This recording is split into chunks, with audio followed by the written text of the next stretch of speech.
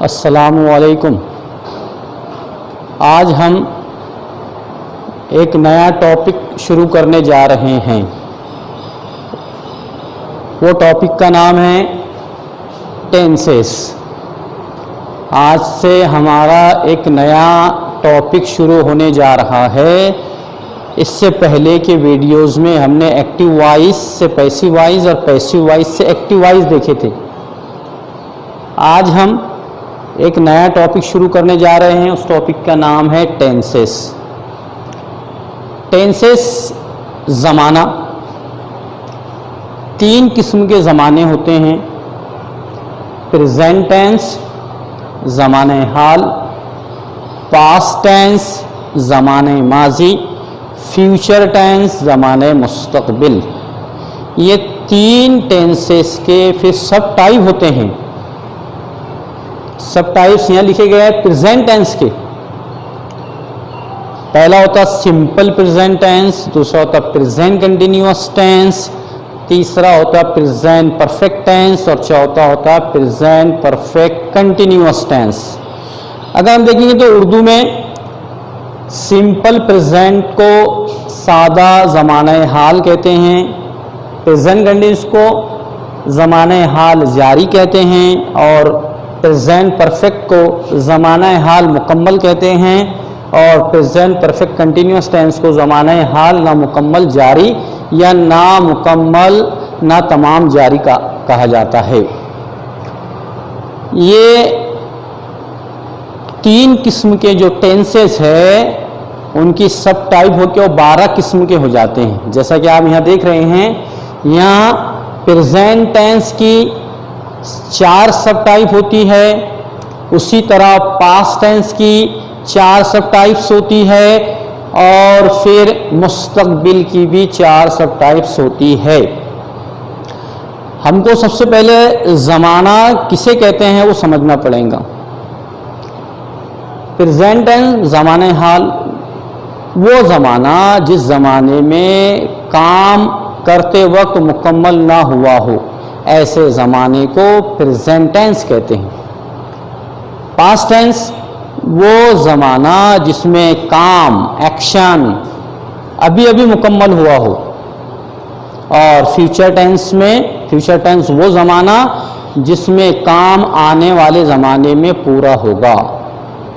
ये 3 ज़माने होते हैं। हम यहाँ पर प्रेजेंट टेंस कि 4 सब टाइप्स लिखा हूँ मैंने यहाँ। Simple present tense, present continuous tense, present perfect tense, present perfect continuous tense. ये टेंसेस इंग्लिश में बहुत अहमियत के हामिल है। टेंस एक्शन को जो शो करता है उसे टेंस कहा जाता है, यानी वर्ब। एक्शन बोले तो वर्ब यहाँ पर, तो वर्ब को शो करता है। अब हम यहाँ पर पहले सिंपल प्रेजेंट टेंस, क्वेश्चन जो आता है, ये जो टेंसेस है standard first to up to लामहदूद, जितना भी पढ़ेंगे आप पहली क्लास से लेकर ग्रेजुएट, पोस्ट ग्रेजुएट, ये सब तक लागू होते हैं, सब क्लासेस को लागू होते हैं। इसलिए ये इंग्लिश का सबसे अहम चैप्टर है। Simple present tense, simple present का हमको रूल देखना है, सादा ज़माने हाल का उसूल, कि अगर हमको इंग्लिश में इस टेंस का जुमला बनाना है, सेंटेंस बनाना है, तो इस टेंस का सेंटेंस किस तरह बनता है, तो इसका जो उसूल होता है, इसका simple present tense, simple present का जो उसूल होता है, सिंपल प्रेजेंट का उसूल यहाँ लिखा है मैंने, subject plus V1 V5 object.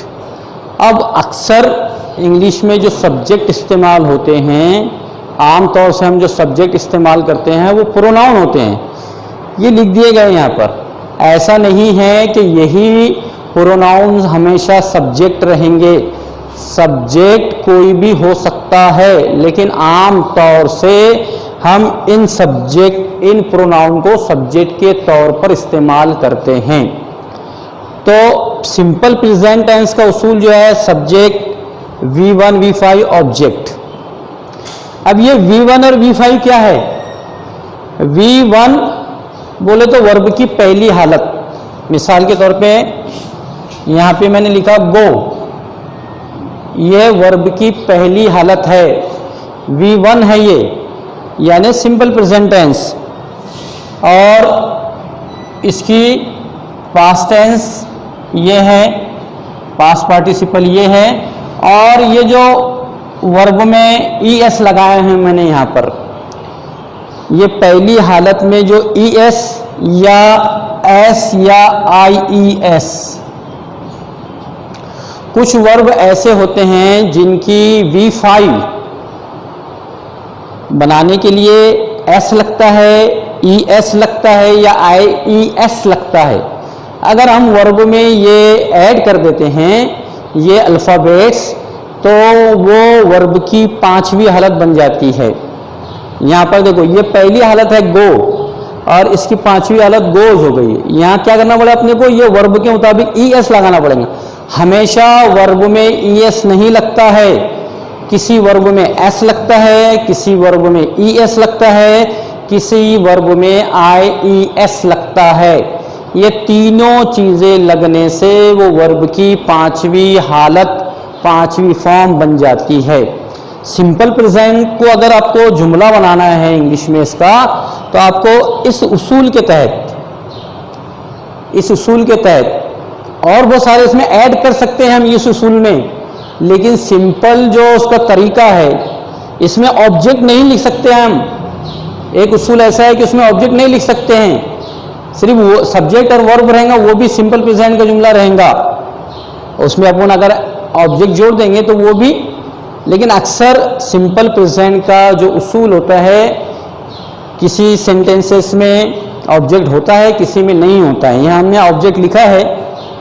अब यहाँ पर ये जो प्रोनाउन है, I, we, they, you, he, she, it, name, ये जो प्रोनाउन है ये सब्जेक्ट के तौर पर इंग्लिश में इस्तेमाल होते हैं। हम यहाँ पर जो सब्जेक्ट बोल रहे हैं उससे मुराद हमारी ये प्रोनाउन है। ऐसा नहीं है कि आप इन्हीं प्रोनाउन को सब्जेक्ट के तौर पे इस्तेमाल करेंगे, इनकी जगह पे दूसरे हम वर्ड भी इस्तेमाल कर सकते हैं, वो सब्जेक्ट हो जाएगा। तो यहाँ पर ये सब्जेक्ट है, इन सब्जेक्ट के साथ में सिंपल प्रेजेंट टेंस में वर्ब की पहली हालत लगाई जाती है। वर्ब की पहली हालत, यानी जब कभी आप सिंपल प्रेजेंट का जुमला बना रहे हो और सब्जेक्ट के तौर पे आपने ये प्रोनाउन इस्तेमाल किए हैं, तो इनके साथ में आपको वर्ब की पहली हालत इस्तेमाल करनी पड़ेगी। अगर आप सब्जेक्ट के तौर पे इन प्रोनाउन को इस्तेमाल कर रहे हैं या कर रहे हो, तो आपको इनके साथ में वर्ब की पांचवी हालत, यानी पांचवी हालत बोले तो वो वर्ब जिसमें S, ES या IS लगाया जाता है, वो वर्ब की पांचवी हालत कहलाती है। तो सिंपल प्रेजेंट का उसूल सब्जेक्ट, V1, V5, ऑब्जेक्ट, ये प्रोनाउन सब्जेक्ट के तौर पे इस्तेमाल होते हैं। अगर आप ये प्रोनाउन सब्जेक्ट के तौर पे इस्तेमाल कर रहे हैं तो आपको वर्ब की पहली हालत इस्तेमाल करनी पड़ेगी। अगर आप ये प्रोनाउन सब्जेक्ट के तौर पे इस्तेमाल कर रहे हैं तो आपको वर्ब की पांचवी हालत, यानी वर्ब में आपको S लगाना पड़ेगा या ES लगाना पड़ेगा या IES लगाना पड़ेगा। अब हम इसके जुमले बनाएंगे। जुमले बनते कैसे हैं? जुमला मुझे बनाना है, उर्दू में एक जुमला है मेरे पास, हम बाजार जाते हैं। एक जुमला मैंने उर्दू में लिखा हूं, हम बाजार जाते हैं। क्या जाते हैं? हम बाजार जाते हैं। हम बाजार जाते हैं। अगर मुझे इसको इंग्लिश में कन्वर्ट करना है, मुझे ये जुमला इंग्लिश में बनाना है, तो अब मुझे इस उसूल के तहत मैं ये जुमले को इंग्लिश में बना सकता हूँ। देखो, सब्जेक्ट, यहाँ पर ये हम सब्जेक्ट है, हम सब्जेक्ट है, हम के लिए इंग्लिश में वी है, हम के लिए क्या है? वी। तो हम बनाएंगे वी,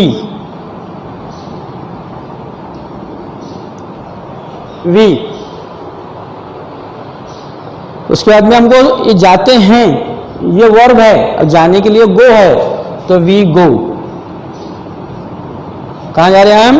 टू द मार्केट।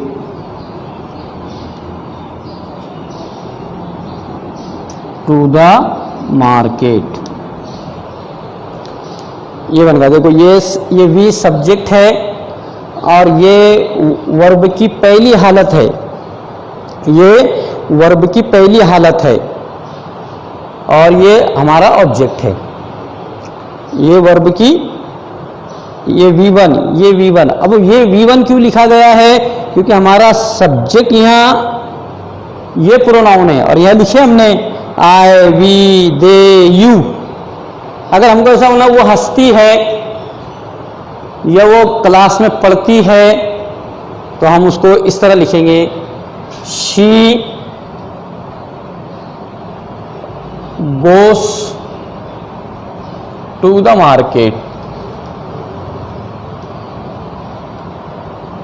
हमने यहां जुमला बदल दिया, वो हंसती है, वो क्लास में पढ़ती है, वो नहीं लिखे, बल्कि हमने she goes to the market, वो बाजार जाती है।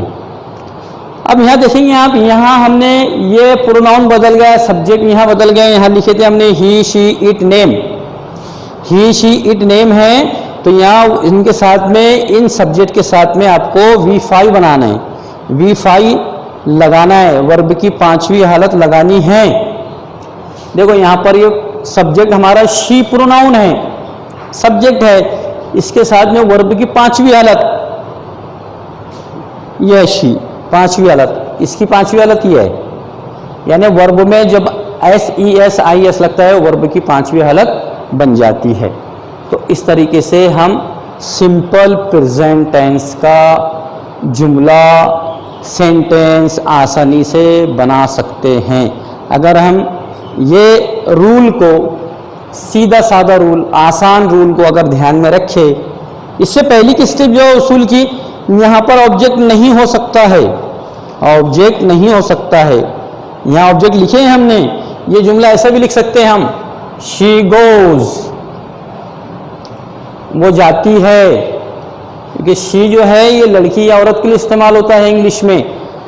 तो यहाँ पर अब ऑब्जेक्ट नहीं है, यहाँ हमने ऑब्जेक्ट लिखा है, ये भी जुमला मुकम्मल है, लेकिन ये सब्जेक्ट प्लस वर्ब वाला है। जैसे जैसे जुमलों में हम बढ़ाते चले जाएंगे और रूल में तब्दीली होती चली जाएंगी।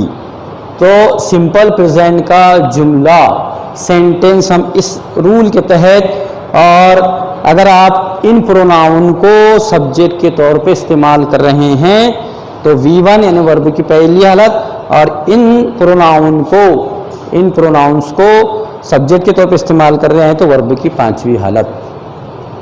तो simple present tense, present tense का पहला सब टाइप, उसका उसूल इस तरीके से और जुमला इस तरीके से बनाते हैं। हम आपसे रिक्वेस्ट करते हैं कि रहबर चैनल को सब्सक्राइब कीजिए, इस वीडियो को लाइक कीजिए और शेयर कीजिए। शुक्रिया, जज़ाकल्लाह।